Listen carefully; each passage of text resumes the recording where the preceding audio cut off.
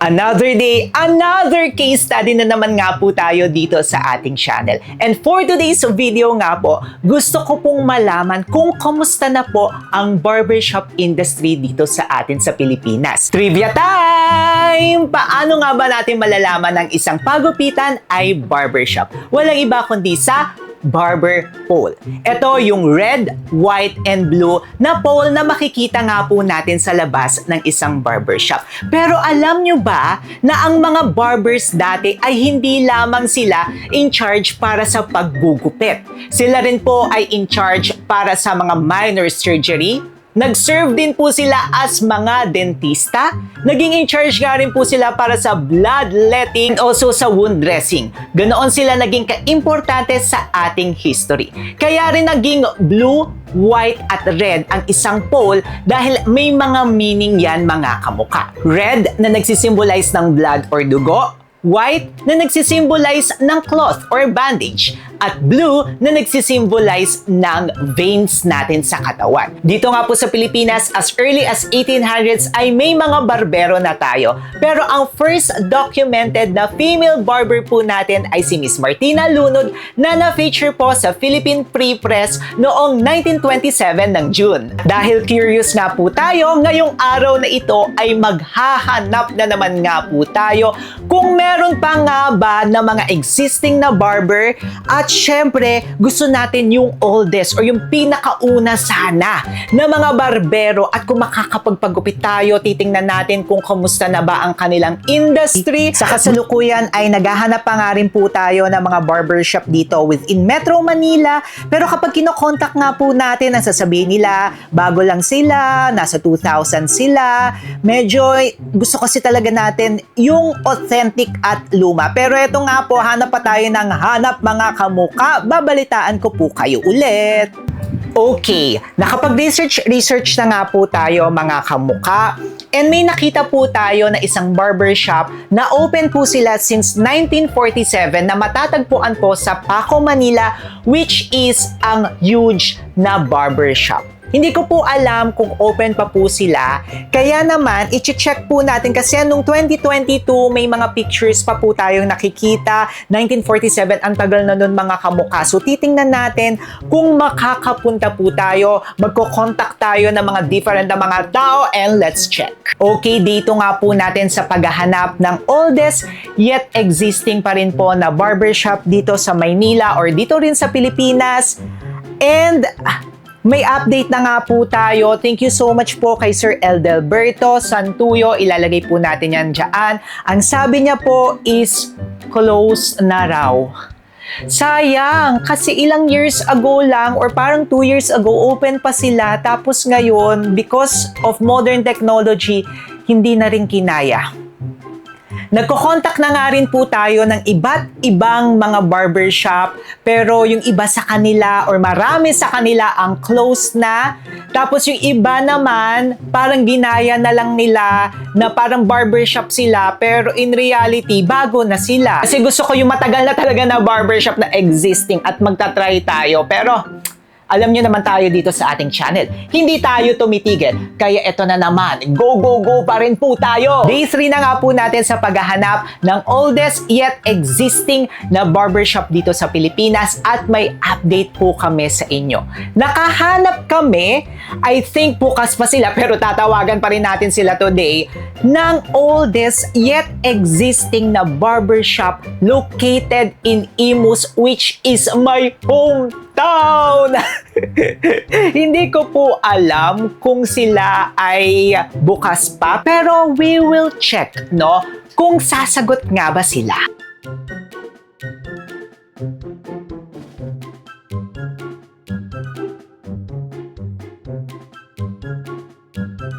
Nandito na nga po tayo ngayon sa Imus kung saan matatagpuan ang oldest existing barbershop ng bayan nila. Kakatapos nga lang din po namin kumain sa Age Cafe by Handaan at grabe ang sarap ng food nila.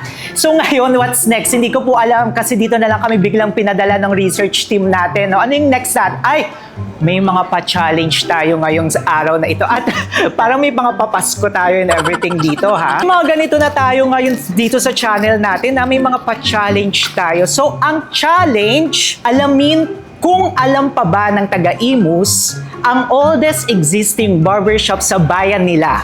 Magpatulong sa kanila para makarating doon. Good luck!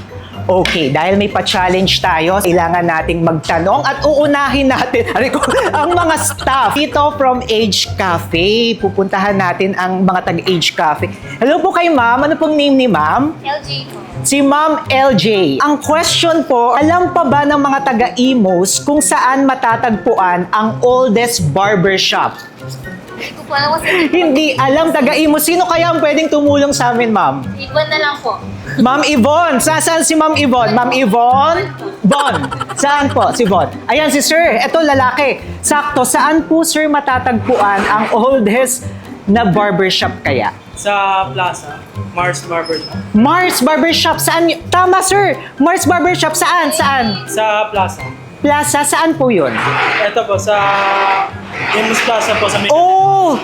Alam mo, oy, hindi po ito scripted ha, hindi po ito scripted. Ngayon, kumain lang kami dito. Thank you so much and also sa lahat po ng mga taga-Age Cafe. Pwede po ba natin din pakita ang mga taga-Age Cafe? Thank you po again na hindi po ito scripted ha. Thank you po and thank you po sa lahat ng mga taga-Age Cafe. Ngayon, pupuntahan na nga natin at buti alam natin, plaza. Hanapin natin yung plaza nila. Ito na naman tayo ngayon sa ating mga challenge. Pero again na, this is not scripted ha. Hindi po namin alam na alam ni Sir yung Mars.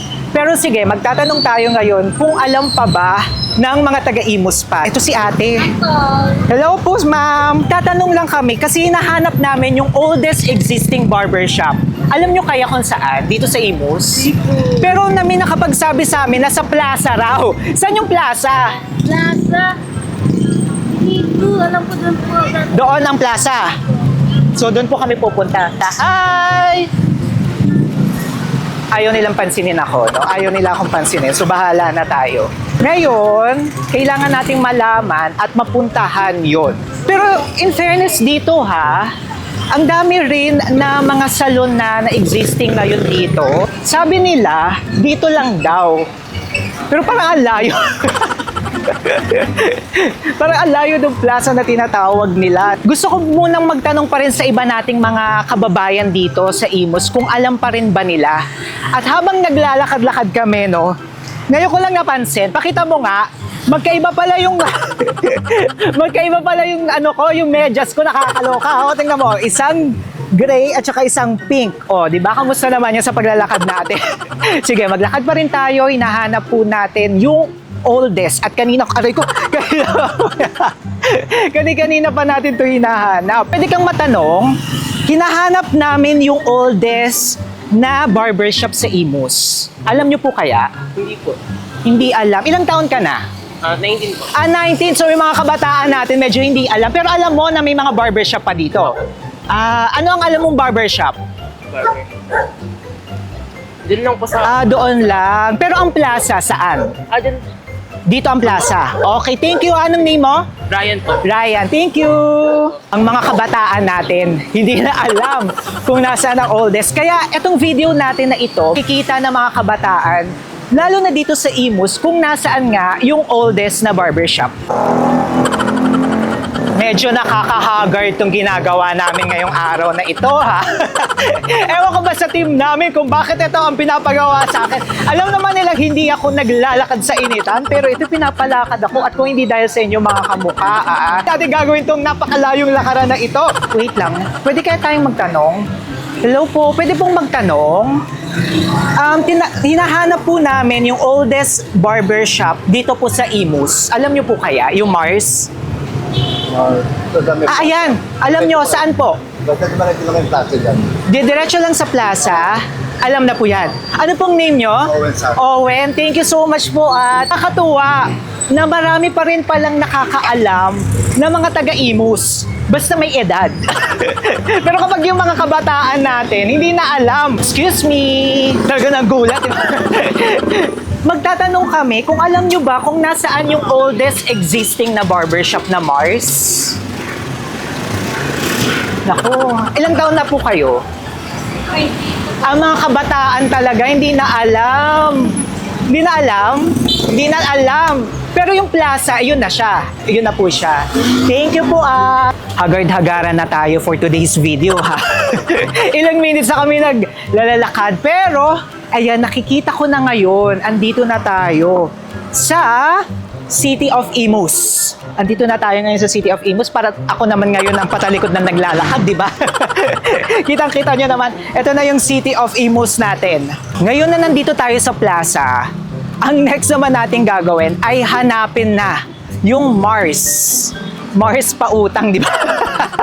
Parang Mars pautang. Uy, ang daming nangyayari dito ha. So meron din tayo ditong mga booths, may mga kabataan tayong nakikita.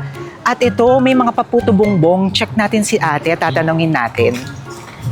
Hello po, good afternoon po. Pwede pong mag-ask ng question. Ang init. Alam niyo po ba yung Mars Barbershop? Hindi nila alam yung Mars Barbershop. Mars Barbershop, alam niyo? Tatanong po, salamat po. Ayan, iikutin talaga natin ito. Tatanong tayo. Excuse me po, alam niyo po yung Mars Barbershop? Yung oldest barbershop dito sa bayan ng Imus? Hindi niyo rin alam. Okay.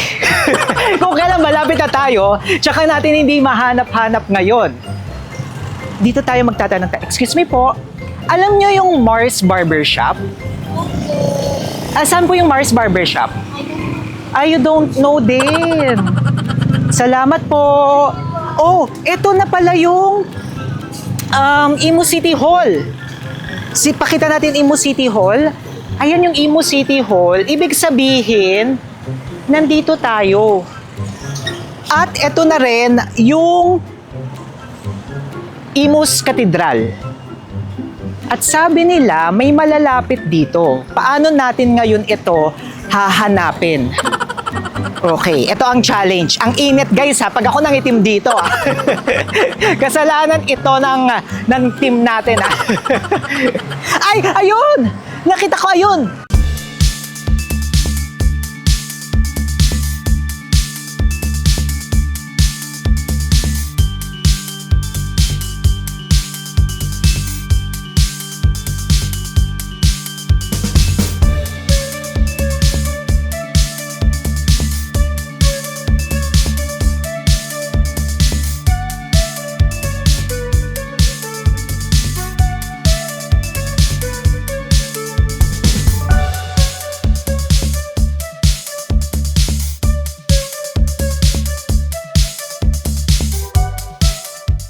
Ngayon nga pupuntahan na po natin si Sir Mario, ang may-ari ng oldest existing na barbershop dito po sa Imus.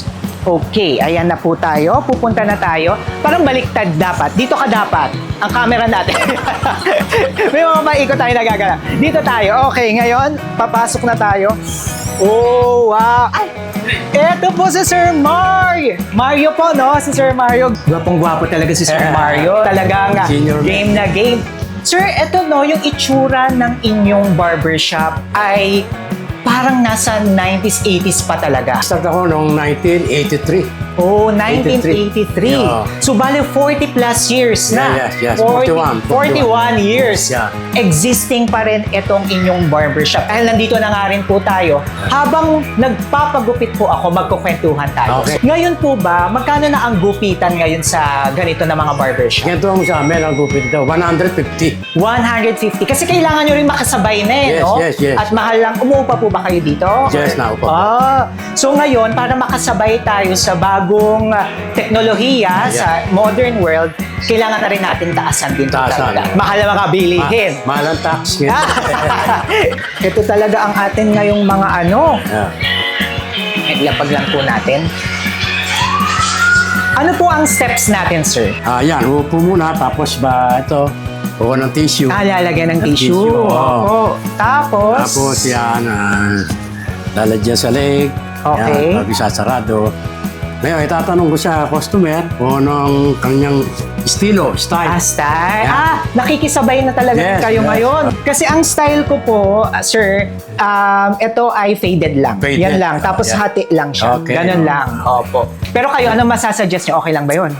Basta okay yun, pwede Okay, siya. Yun ang oo. yun ang uso ngayon. Yun ang mga uso eh. Pero yung feel dito, no, parang 80s yung mayroon pa dyan sa taas ng mga salamin. Yeah. Mga 80s pa. 80s pa yan. Oh. Eh, machine. Machine. Oh, may Kaya mga lang, pang-machine. mano-mano. Oh. Mano-mano. Yes. Napanggupit po ba ito? Yes. Ang galing Ngayon, upgrade na. Ngayon, mga gamit ngayon, puro Razor, ang mga razor. okay. Habang nagugupit din po tayo, ay nagkukwentuhan. yes. Opo. Paano nyo to sinimulan? Sinimulan ko to nung 1983. Bakit nyo naisipan kaya? Naisipan ko kasi magandang hanap buhay ito. Oo. Ngayon, dito ako tumutustos yung kita ko, tinutustos ko sa mga anak ko. Nakapag-aral sila, nakapagtapos. Oh, Ayun. wow. Nakapagtapos ko, 4. Oh, 4. Wow. Isa, BSRN, saka yung Simang course, saka yung isang Simang din. Oho. Saka yung isa, political science. Ngayon, kumukuha ng abogado ngayon. Oh, lawyer na. Oh. Second year na yun siya. Pero saan kayo natuto na maggupit? Tinuruan ako ng tatay ko. Kasi ang tatay ko, barbero. Ang tatay niyong barbero na. Dito rin po ba yun sa Imus o sa ibang lugar siya? Dito rin siya. Dito rin po siya. Doon sa kabilang kalye. Ako natuto na 1982. Pagdating na 1983, nagsimula ako magkupit. Sa tingin niyo, sir, sige, parang nabibisi tuloy si sir, hindi makaano. Sige, mag-start na po muna tayo. Start. Konti lang.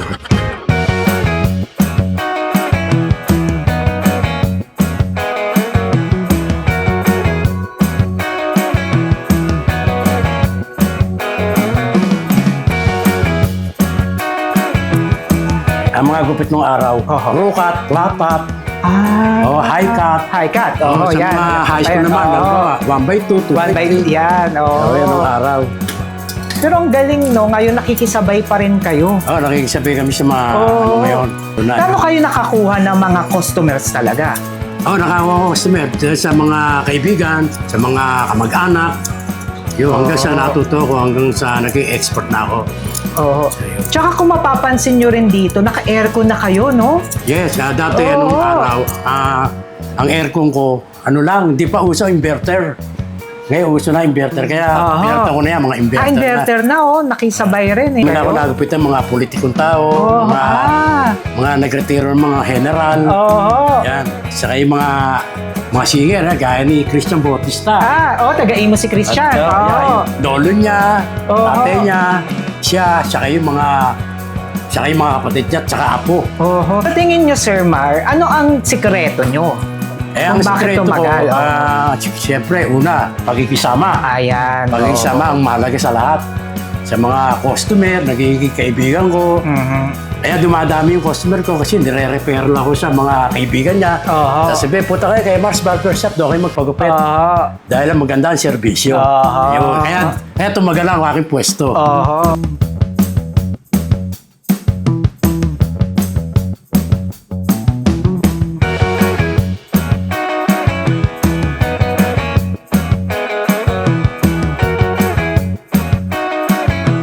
Ngayon po, Sir Mark, Yes. may mga nagsasabi na ang barbershop daw ay papatay na dito sa Pilipinas. Ano po kayong masasabi nyo rin doon?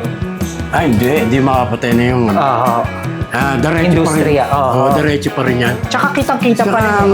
ang tao, hindi magpapagupit eh.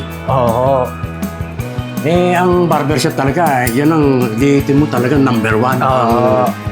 Ang ng tao, barbershop. Yan ang pinupuntahan talaga. Linis linis ang pagkakagawa nyo. Ito lang, patilya lang. Iba ang kamay talaga ng matagal na. Tagal na. Hanggang kailan pa kayo dito sa tingin nyo? Kasi itong question to, wala naman sinasabing hanggang kaya ko. Dito pa rin ako. Dito kayo. Yeah. Napansin ko rin may mga na kayo dyan, Xerox, photocopy. Xerox. Yan. Bakit? Talaga Kasi, sumasabay na, no? sumasabay na rin yung misis ko sa Xerox. Then dito na rin ang misis nyo. Oh, yeah, misis ko. Kasama nyo. Kung makikita yun, ang linis. Yan, okay. Ito ang classic no? Yeah. Ayan, ganyan nga ang classic na aalala ko. Stretching, konti.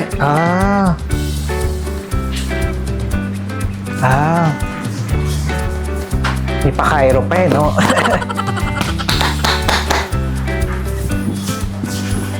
Ayan yung mga nawala na ngayon no? Oo. Yung mga pamasahe sa mga Wala na, Sa mga bataan, wala. Okay.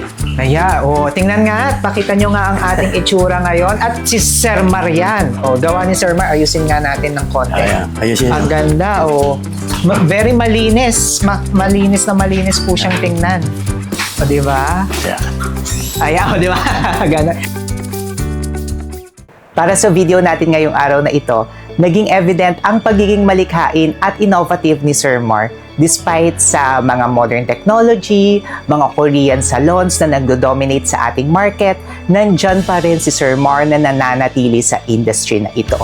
Gusto ko rin i-highlight yung sinabi niya na pakikipagkapwa-tao. Nothing beats good heart.